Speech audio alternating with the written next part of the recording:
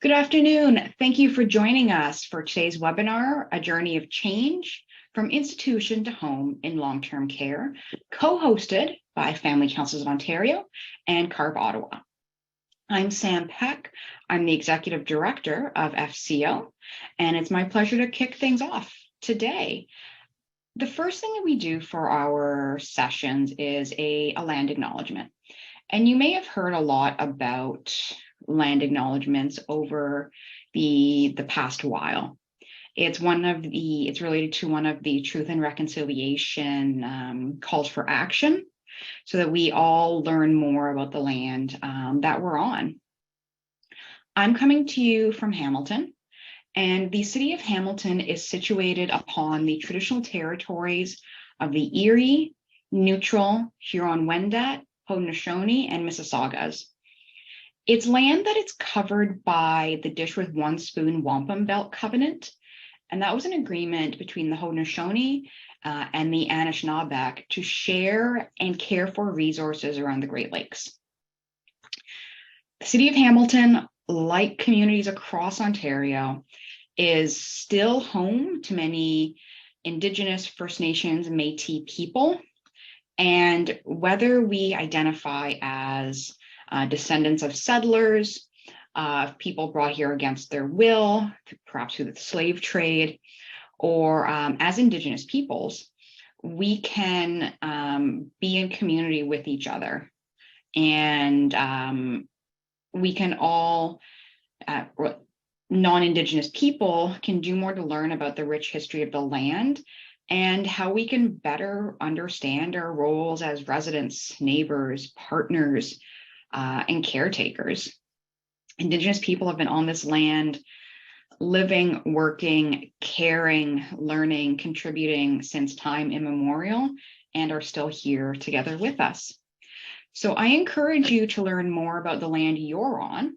There are a couple great websites. One is Native-Land, and the other is Whose Land. Or you can Google Whose Land Am I On? Canada, and you'll find out more. You can learn more about the peoples, the territories, the treaties, the languages, and then start learning about the issues that are affecting the Indigenous peoples local to your community. One way to start being better partners with Indigenous folks across this land. A few logistics before we turn things over to today's guest speakers. All attendees, all participants are in listen-only mode. Now, we've protected time later in the session for an interactive question and answer period. At that time, or as questions come to you, we ask you to use the Q&A box to pose your questions to the guest speakers. The chat feature is enabled so that you can connect with today's hosts, and we ask you to use that only if you have technical issues. Today's session will be recorded and will be made available to participants following our time together. It'll be on the FCO website and YouTube channels and available through our co-hosts at CARP Ottawa. It is now my pleasure to turn it over to today's co-host, Kathy Wright of CARP Ottawa. Over to you, Kathy. Thank you very much, Sam, and thank you to all for joining us this afternoon. CARP Ottawa is so pleased to be co-hosting another webinar with Family Councils Ontario. Our collaboration over the last year turned out to be a successful one, and one we hope will continue into the future. At CARP Ottawa, we see ourselves as champions for change in long-term care from institutions to homes. You will learn what this actually means from Susan's presentation today. For the last 3 years, CARP Ottawa has been working with other CARP chapters and like-minded organizations in Ontario to create a conversation about all the positive opportunities that are happening in long-term care homes. And with all the constant negative press we hear, it's really hard to imagine there is anything positive happening in long-term care, and yet there is. So we invite you all to help us spread this positive news by sharing the information you will hear today with your friends and contacts. You can also help by sharing our website at www changeltcnow.ca, where you will see our monthly Lunch and Learn recordings, as well as our regular blog posts, as well as various other resources. Now, without further ado, it is my pleasure to introduce Susan Zorz. Susan has 22 years experience in long-term care and is currently the acting executive director of the Glebe Centre in Ottawa. Susan is also the project lead for the successful implementation of the butterfly model of care as part of the center's ongoing commitment to creating a home from an institution. Susan, thank you so much for taking the time to be with us today and giving us this exciting information. Over to you. Thank you, Kathy, and thank you all for your interest in joining us today. We can go to the next slide, please.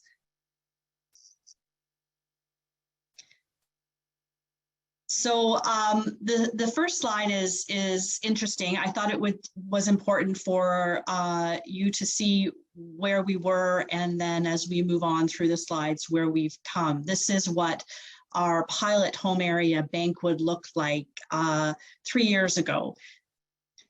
That was when we decided at the Glebe Centre to strategically align ourselves with the butterfly model of care to adopt an emotion-based strategy. Next slide, please. So I thought it would be interesting just to talk a little bit about our history over the last 3 years. In September of 2019, we launched the butterfly model with the support from our consultants at Meaningful Care Matters. Meaningful Care Matters is a consultancy out of the UK. Our first step was to transform our pilot home area Bankwood into a more home-like place that really reflected the people who lived there. We painted colorful sections of walls in long corridors to help our residents identify where they were and where they lived. And we also installed personalized front doors on all of our resident rooms, the concept that every home needs a front door. This is, as you and many of you know, is in stark contrast to what we see in many long-term care homes that are long beige corridors that are very uninviting and basically look the same. We created stimulating wall murals, and some of them were interactive, so that there would be things of interest to look at and things to engage with. We created small nooks and spaces throughout the home so that residents could have quiet spots to sit, to be active, or just to have some quiet time.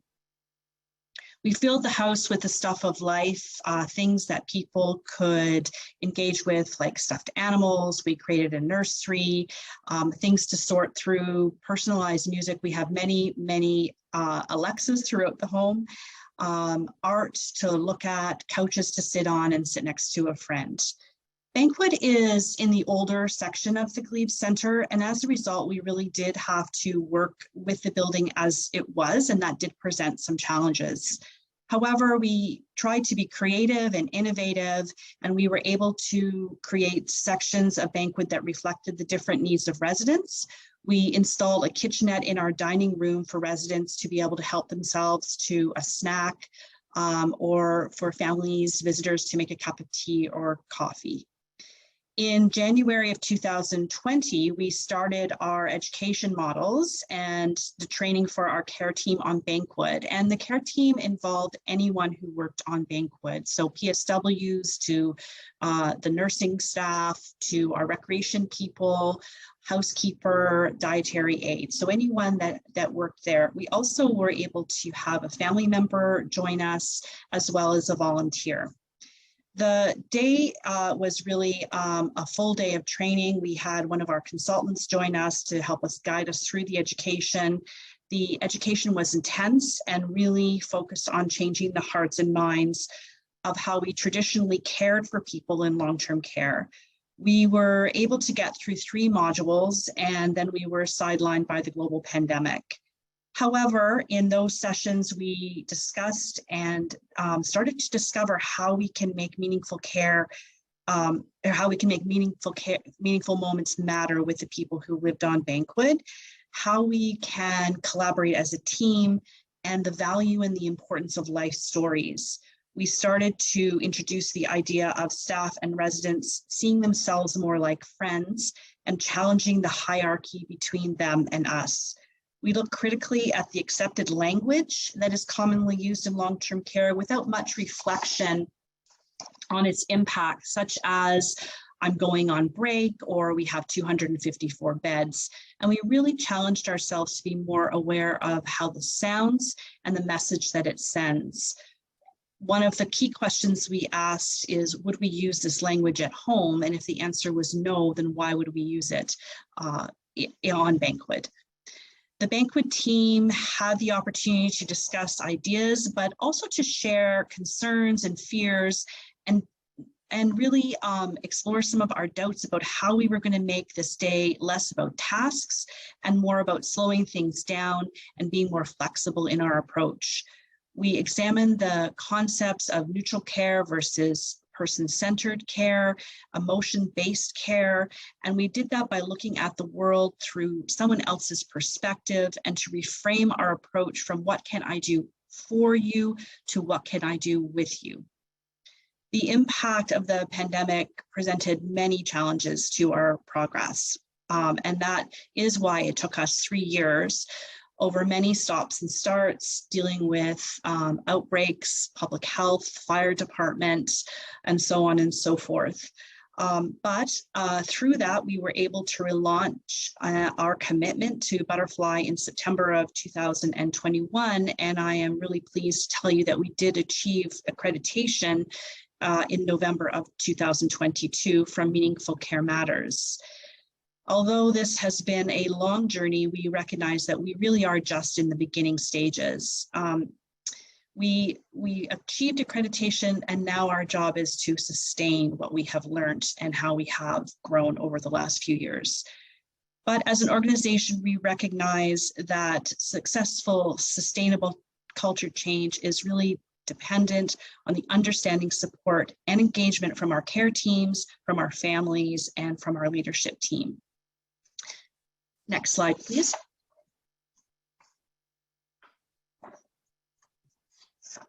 So I thought it would be interesting today to, we chose at the Glebe Center to go with the Butterfly model of care, and that was our choice, but certainly there are other models that other homes may choose to go with, but this was our experience. So some of the key concepts around the Butterfly model is that the concept of removing the us and the them. And one of my favorite quotes from Meaningful Care Matters is, some people happen to live here, some people happen to work here, and some people happen to visit here. And it really is looking at creating an environment that is comfortable, that feels like home, and that really emphasizes the quality of relationships between the people who live there and the people who work there. Removing controlling care, and I'll talk a little bit in more detail about this a little later on in this slide, but it really is about staff understanding that there is always an opportunity to make a task into an experience through engagement with residents, that it doesn't have to, that task care can be something more than the task itself. And as I said, I'll explain a bit more about that later. Central dining rooms, most homes do have one dining room where 32 residents sit and have 3 meals a day. One of the challenges that the model sort of presents us is creating smaller dining experiences for people. Most of us don't eat with 32 people when we're at home. So what we were able to do was to create 3 separate dining rooms on our home area. We have some, so people are go to each of those dining rooms every day. And we try to get people who maybe need a little bit of assistance with their meal, with people who need to be completely assisted, with people who are social and like to chat. We have tables that are filled with things, seasonal items, picture frames with pictures of maybe a dog or a garden, and we have conversation cueing cards for our our staff so that there's something to talk about, something to look at, something to be engaged with. And again, it's creating that task and making it more of an experience, a social experience. And of course, the hope is that people eat well and eat more, and dining is just not seen as a task that we have to do 3 times a day, getting people to come in and getting people to come out, but we have created a more of a social experience as we might experience ourselves every day when we share a meal with our families. Next slide, please. Matching is another concept. Again, we often see people in long-term care congregated in one area, one hub area, and that was certainly a challenge for us on Banquet. We do have sort of a central location where it seemed like everybody was just sort of gathered. But what we're trying to do, and what the care team discusses first thing in the morning when they get there, and in the afternoon for the evening shift, is discussing where people are going to be and who's going to be responsible for certain areas. So we do have some people that are further along in their journey than others who benefit from a more quiet environment, a more sensory environment, and we need to be sensitive to their needs, as there are people that benefit from more activity and more social stimulation. So we do try to match people, and we try to place people throughout the day where in an environment that best suits the needs that they have. This also allows our staff to use some of their skills, whether it's sensory stimulation for people that may be very sleepy, to people that are, active and want to be engaged in activities and just the goings on, things that are happening. Relaxing the routines, and this is a really tough one because staff are used to running all day long, but really giving them the freedom and the understanding of how they can slow things down. One of the things that we talked a lot with our care team about was to actually sit through the day. A lot of times when we were observing, people were just up and down, up and down, up and down the hallways, and they really didn't need to be. There are busy times, of course, we all know that during the day, but there are also lots of opportunities to sit and be engaged with residents, to have some quiet time. And, when people are doing their paperwork on their iPads, they can be sitting with a group of residents and doing that. And it's just more relaxing. It creates a more relaxing atmosphere. Another key concept, of course, is filling the place up, turning the home into an engaging place. So lots of opportunities for people to reminisce, there's objects to touch, to feel, to carry, to sort, dishes to be done, tables to be set, laundry to be folded. We do a lot of staging so that if you were to walk onto Banquet, every table would be filled with something that we think that our residents would enjoy. So we have a gentleman who did a lot of hunting and fishing, was a real outdoorsman. So there's lots of magazines that reflect his interests. So he can pick those up and rifle through those. And it's something that's of interest to him, as an example of some of the things we have. We have a life-size dog that we have many people who love and often finds its way into different rooms, and baby dolls that some of our people love to hold and comfort, and as examples of some of the stuff that we bring into the home. So sometimes I say it looks like a garage sale exploded, but everything is there for a purpose, and we know that those are things that people do enjoy. Next slide, please. Turning staff into butterfly. So again, really helping our staff to draw on a wide variety of ways to engage and occupy people. One of the things we talk a lot about is meaningful occupation. So again, having things to do for people that want to do things. Some of our staff or some of our residents do enjoy quiet time, of course, but there's lots of people that want to be busy throughout the day. And so we try to provide opportunities for that.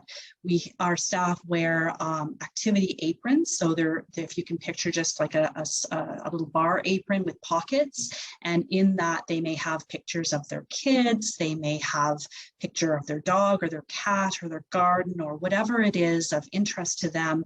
And they use that again as a little bit bit of a tool to create a meaningful moment, to create conversation.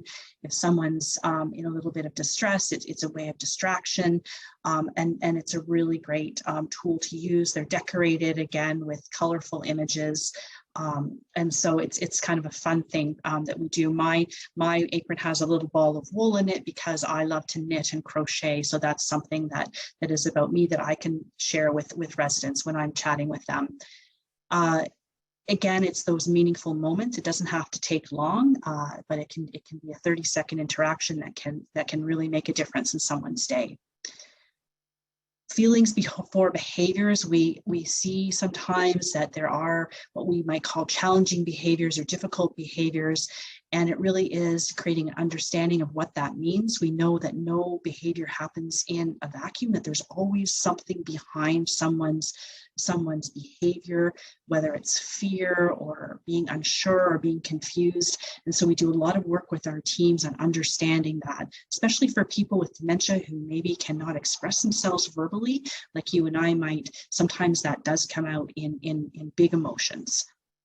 And of course, measuring well-being, we want to give our staff practical tools that will increase people's sense of well-being, and hopefully create a quality of life that they feel better about their day, they feel better about their life, and this, of course, hopefully increases health. And we do have some indicators that I will discuss later. Next slide, please.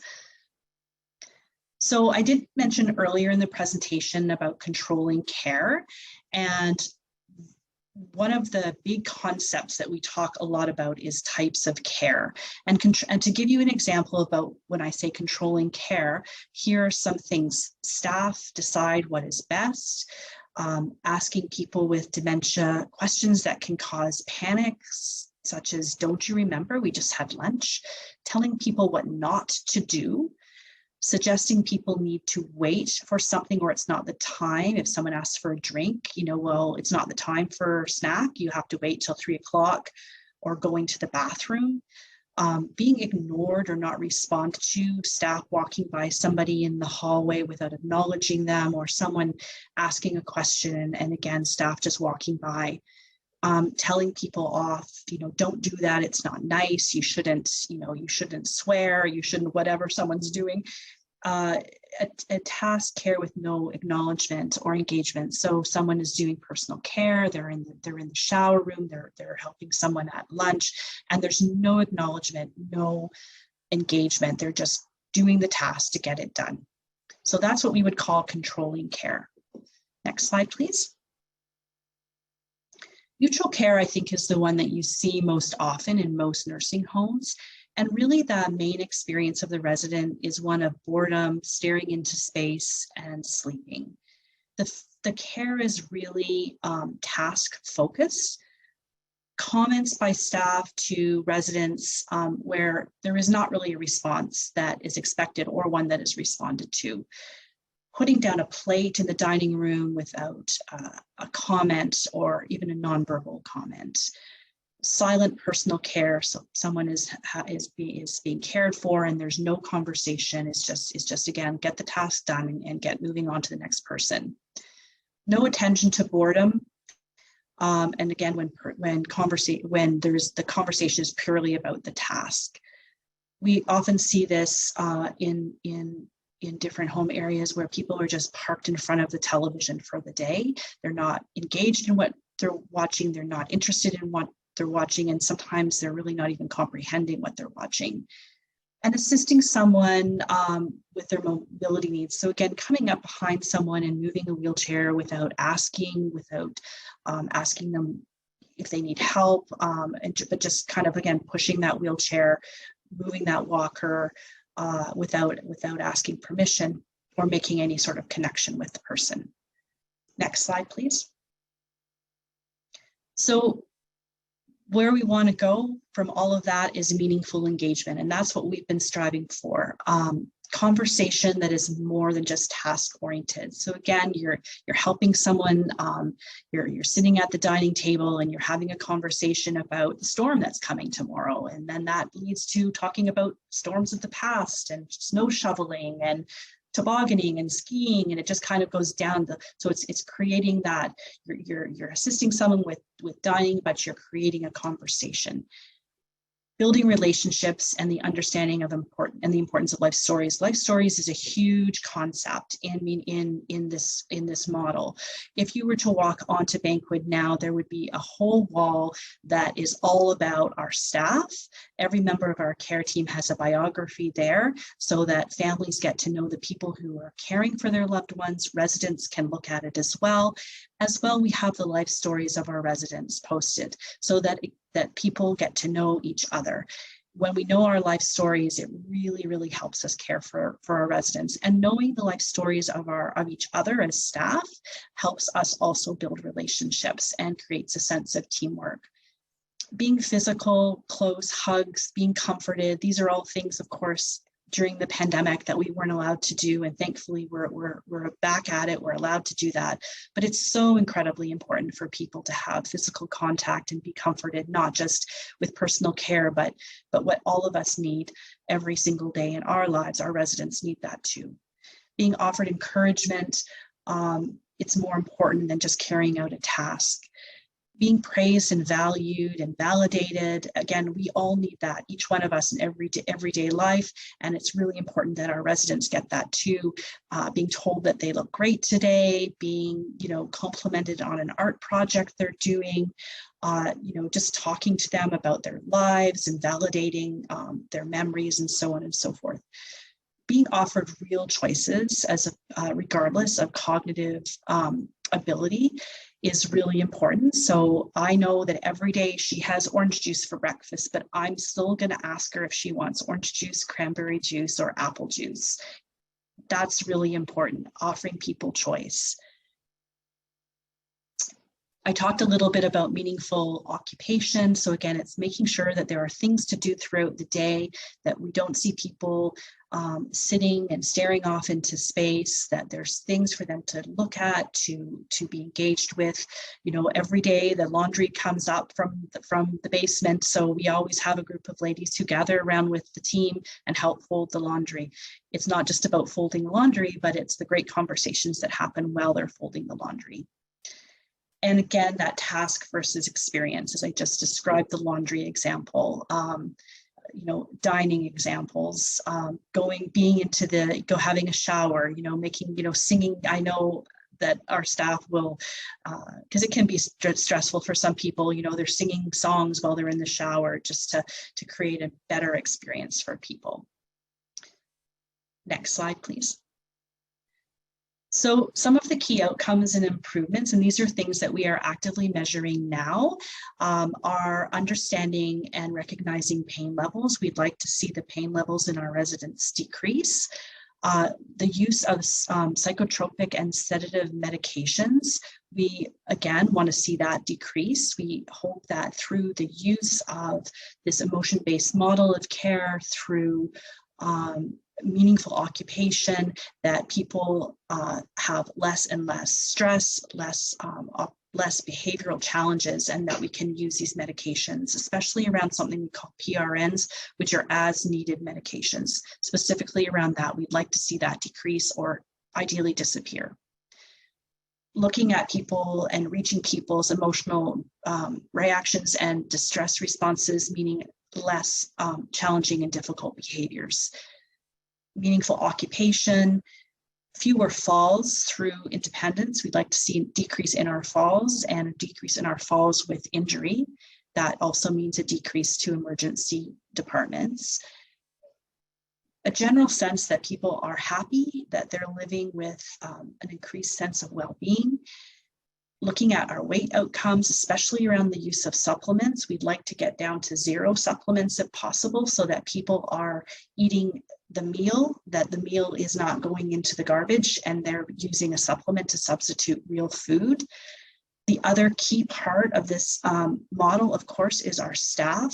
We obviously invested in this model to make a better life for residents, but the other part of it is staff engagement, higher staff engagement scores on our surveys that we do with our staff, less absenteeism, and less staff turnover. So our big goal simply is to create a home away from home for our staff, that they see this as their second family and they want to come to work because work is fun and engaging and you never know what's going to happen. Next slide, please. As I mentioned earlier, there were modules that we put our staff through. They were full day modules. There were 8 of them.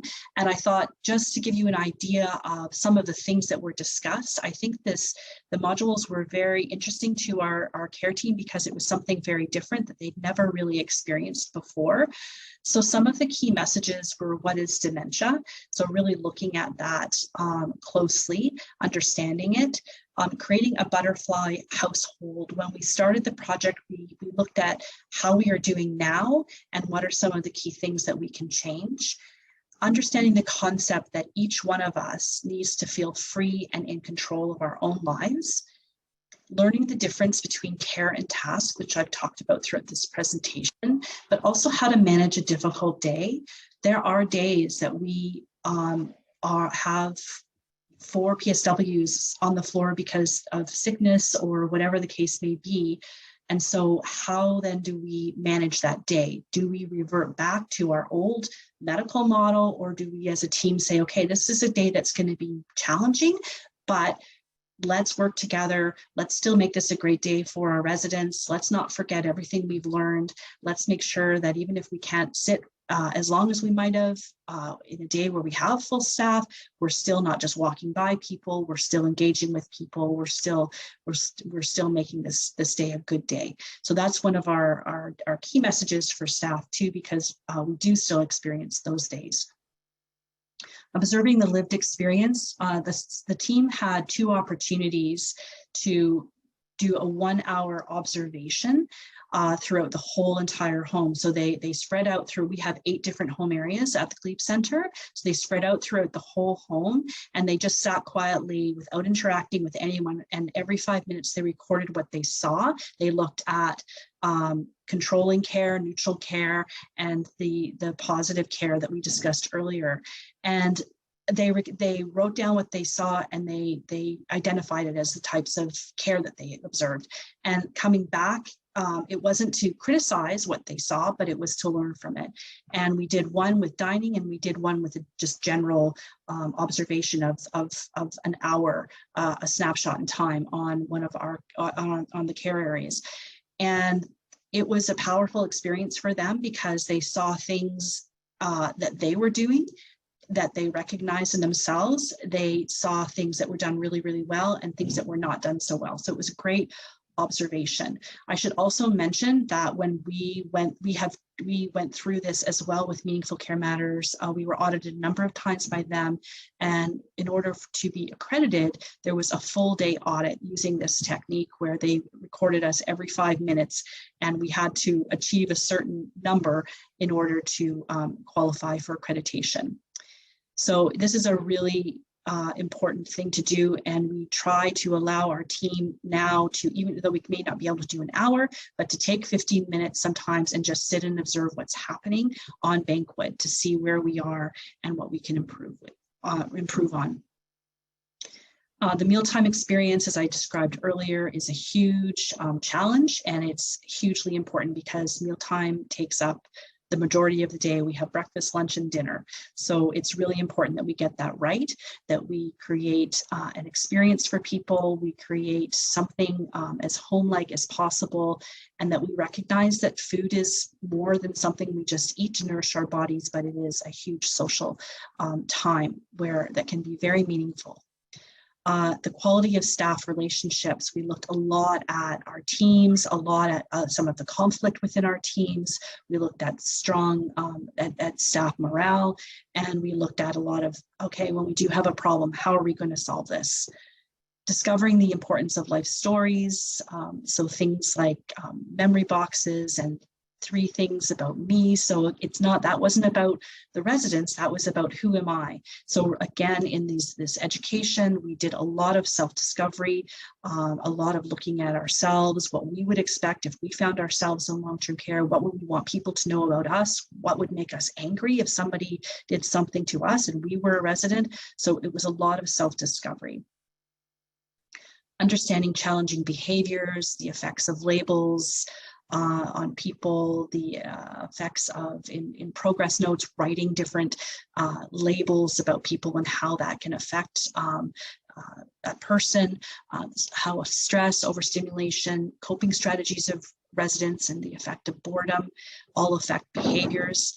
And then filling the environment. We did some fun exercises on what can you do in 30 seconds. And we had like a list of 50 different things that you can do with someone in 30 seconds to provide meaningful engagement. And then at the end of every session, we always reflected on what we learned and what we are able to take forward with us and how we are going to do things differently. And we agreed as a team that that's how we were going to start the next day when we were back on Banquet. Next slide, please. So that's it for our journey. As I said, we're still very much moving forward. There are challenges all the time, but we are determined that we are going to maintain our accreditation year by year. We are also excited to move the model throughout the rest of our home over the next few years. And so that's part of as we're developing our strategic plan over the next few months, that will be an important pillar, which is the emotion-based model of care. So again, I thank you all for your interest, and I'm happy to answer any questions. Okay, so can you hear me, Susan? It's Barbara. Yes, I can, Barbara. Okay, I can't turn my video on, but I want to let you know that I will, let everybody know, I will try to cover as many questions as possible. When I experienced a very brief disconnect, I may have lost some of the questions, but Pat Thornton, who's helping me, I think together we'll capture all of them. So without any further ado, kudos to you and your team, because this has not been an easy task given a 3-year stint with COVID in between. The first question relates to the physical setup. The butterfly model recommends houses of 10 to 12 residents. How did your program have to be revised to accommodate the physical limitations of Banquet? You did speak a bit about the dining experience, but if there's anything perhaps you could elaborate, that would be great. Yes, we're not able to have households in that way. The physical layout of the home area doesn't allow for that. But what we have done is used the space to the best of our ability we do have some separate rooms. So again, it's staging of the environment, it's placing people in different spaces throughout the day, so everyone is not congregated in sort of the major hub area. So we have a room, I'll just call it the TV room, sort of in one area that is geared for more quiet things, more sensory stimulation. So we have residents who are farther along in their with dementia, so we may have them sitting in there, but also very aware that we don't put them in there for the day and forget about them, that every 20 minutes, it is one staff person's responsibility to go in, to check, to make sure everybody's okay, to touch an arm, to engage in some way. We have another area that maybe, there's actually a structured program happening. We have tables that are full of things to do. So it's very much about staging and orchestrating really the day of where people are. And that is one of the things that the care team decides first thing in the morning and at the start of every shift. Yeah, sorry, were you going to say something else? No, I'm also going to say that with the model, one thing Meaningful Care Matters has recognized is that we follow the model very, very closely, but it's impossible for us to follow it exactly because we have rules and regulations we still have to follow here in Ontario. And so we have to still do that. We can't, make 12, like a household of 12 people. But what we did was we said, okay, well, what can we do? We can't do this, but what can we do? So that's where I was going with that. I think that's great. And there is a question much later on that came up about, let me just get it here, about the funding and why aren't more homes doing this. And I do know many homes feel that with the 32 bed standard that the ministry has had in its physical design, often organizations feel that it's just hard to overcome that. So all the more bravo to your organization for seeing what can be done. That's great. Okay, next question. How do families react to having family members moved to another unit due to the progression of dementia? I'm not sure how that interacts or fits in with your model. Well, at this moment, we tend not to move people that often. We have made some, you know, if it is what we would call a secure, locked home area. So we do have a lot of conversation when we do move somebody around that. If they're no longer exit seeking, then we do have those conversations with our care team and our physician. Generally speaking, we keep people where they are. One of our hopes to moving forward is our next butterfly home area will be designed for people who are at the later stages of dementia.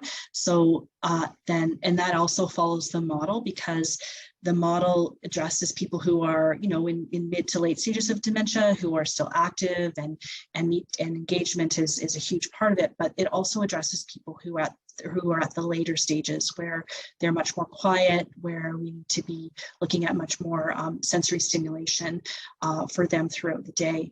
So that's our hope about sort of creating two different areas that address those two different needs. Mm-hmm. And as I said, we tend not to transfer people too much because it does cause disruption, but we have. And we do have some families, honestly, who say, no, they're not going to move. So, you know, we respect that. It sounds like that's a win-win situation. With regard to staffing levels, has the butterfly model affected your staffing levels? Some of the ratios in the past may have been 1:8. How has that impacted your experience? Well, with the supplementary funding and the increased hours of care, we have seen an increase in staff. Sometimes, honestly, that's on paper because people are sick, kids are sick, you know, all of the reasons you all know so well. But typically, if everyone's there, we have 6 PSWs during the day and 5 during the evening. As well, we also include our food service person, our housekeeper, our recreation person, volunteers, families. Everybody is part of it. So we do still struggle with staffing like every other home, but you know, the increased hours have certainly helped. So would you say, because one of the other related questions is the impact of hours of direct care. With that overall, and assuming staffing stabilizes, what has the impact been, or what will it look like generally? Well, I think it just allows staff more time to spend with residents. You know, we do have some fairly high needs on banquet for sure. So, but it just, the more people you have, the more time you can spend, the more you can do with people. And so that's definitely a bonus. So I'm hopeful that we'll continue building up to that 4 hours. They say an average of 4 hours, but I'm hoping it will be 4 hours. Mm-hmm. And that, you know, again, the more staff we have, especially, you know, dealing with this model, the better it is. And also, you know, we want to get our families involved and volunteers. We're building our volunteer base again. Through COVID, we lost many people. And now we're building that again. So really it's about everyone's involvement. Okay, and including, I might add, the leadership team and the management team as well. There's a huge role there. It's not just about frontline staff. Yeah. I suspect it requires, as you say, everybody, the leadership. If you don't have the leadership, it's very hard to encourage and inspire your staff to come on board. And you extend that to the relationships that you were speaking about with regard to families and volunteers. And everybody works together, everybody's valued, but you need that leadership to inspire the organization to come along and take the risk. Exactly. Okay, so you did speak about Bankwood. A question was, how many butterfly units are there at the Glebe? It sounds like at this point your accreditation comes with the Bankwood unit. How many other units are there at the Glebe, and have all staff received training on the model? So we have 254 people who live at the Glebe Center. We have 8 different home areas. One of our home areas is a Chinese designated home area. Our goal over the next few years is to bring the education throughout our whole home. We may not go for full accreditation in each of our areas because there is a cost to that may be prohibitive, but we have the education, we have the model, and we are planning on educating. As I think I mentioned earlier, it is part of our strategic plan. It's an important pillar, and it's a commitment that our board of directors has made that we will move in that direction. So I'm in the process right now of strategizing on who's next and how we're going to accomplish that. Okay, great. Okay, our chat comment was kudos for using the Q bids, or the Q cards that you said, the queuing cards. Comment complimenting you on that. And the recipes of behaviors, someone else mentioned, is an excellent idea and might these be shared with participants. Sorry, Barbara, I'm not quite sure what that one was referring to. Okay. Recipes of behavior. There was something when you talked, I imagine in some of the comments you mentioned about the recipes of behaviors being an excellent idea, and could these be shared? Like, how do you handle behaviors, or what type of approaches have you been using? Right. Well, I think probably what I was referring to is understanding who our residents are, the value of life stories, also the importance of meaningful engagement, knowing when people are being overstimulated, when people are bored. Really, again, understanding that can really inform how people react throughout the day. Knowing when someone is, before they act out, if you will, being able to use a doll or a stuffed animal, or pulling that picture out of your apron, hey, look at my kids. Those sort of things are very helpful in diffusing a potential situation. Knowing when people are, checking in with people, are they cold, are they thirsty, are they hungry? These also can cause people to have some difficult behaviors. So we talk a lot about that with our teams, really understanding that people aren't just acting out because they're being difficult, but also knowing people's life stories. So, if somebody has trauma in their background, and we have them, in the shower room, and they're acting out in a way, there might be there's a reason for that, and we need to know those sort of things so that we can then manage the situation. So I think that a lot of homes probably do fairly well with this. We do have Behavior Support Ontario, who is a tremendous help as well, but using all these different techniques really does help in terms of difficult behaviors or challenging behaviors. And of course, one of our indicators is around that the PRN medication, the as needed, someone is acting in a difficult behavior, so therefore they are given some sort of sedative or psychotropic medication, and we really would like to eliminate that or at least decrease it. Okay, so being conscious of time, maybe just a couple more questions which seem to have disappeared from my list here. Funding, costing has come up time and time again, and here are a couple of related questions. Where did you receive funding to set up the butterfly model of care? And related to that, what is the initial and ongoing cost of implementing the model? So the initial contract with Meaningful Care Matters started at $100,000.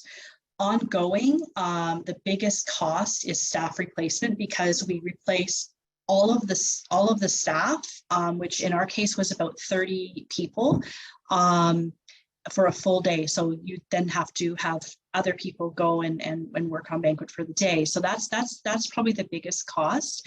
How did we do it? It was through donation and fundraising. We didn't get any support from the province, nothing. We did it on our own.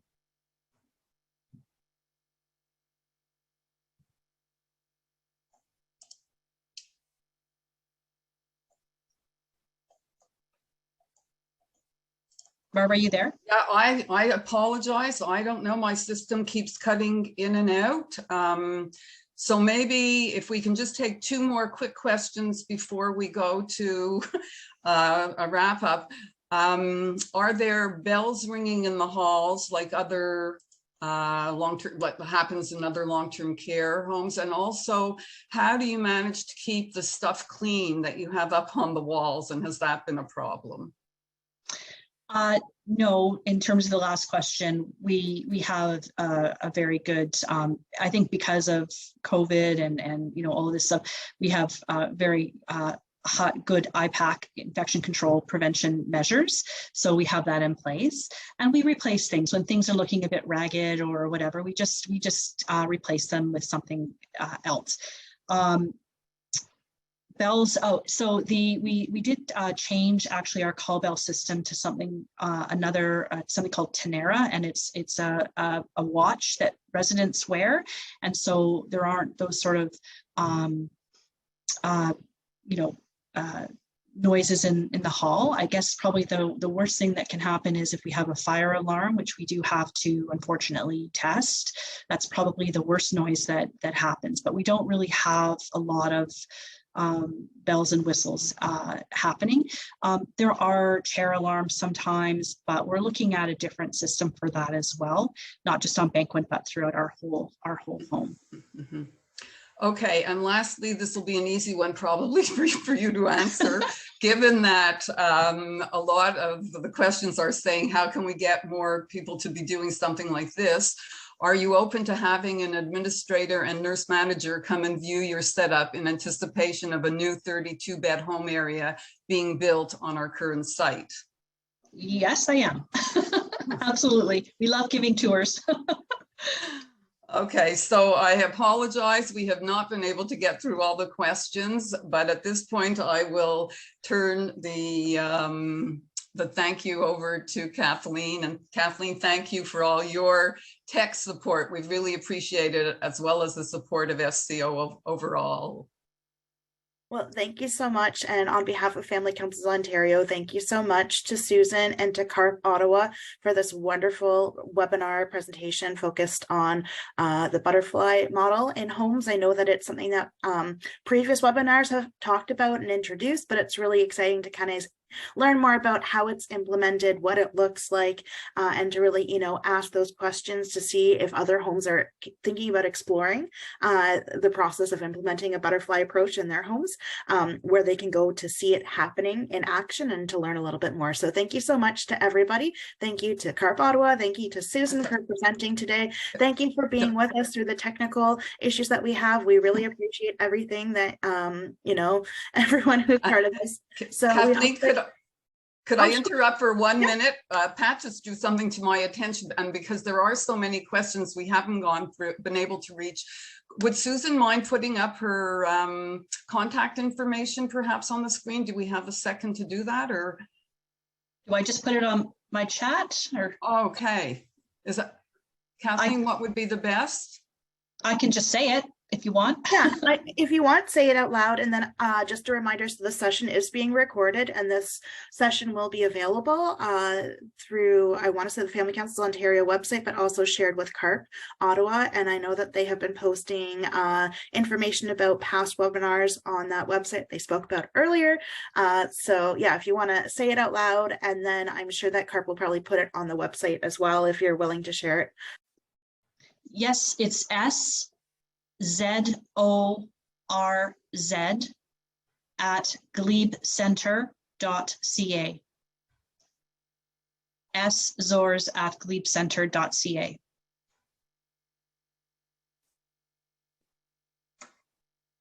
Well, thank you so much, everyone, for spending the hour with us today. We hope that you have a wonderful remainder of your day, that if it's snowing, that you stay safe, and if the sun's out where you are, that you have a chance to enjoy.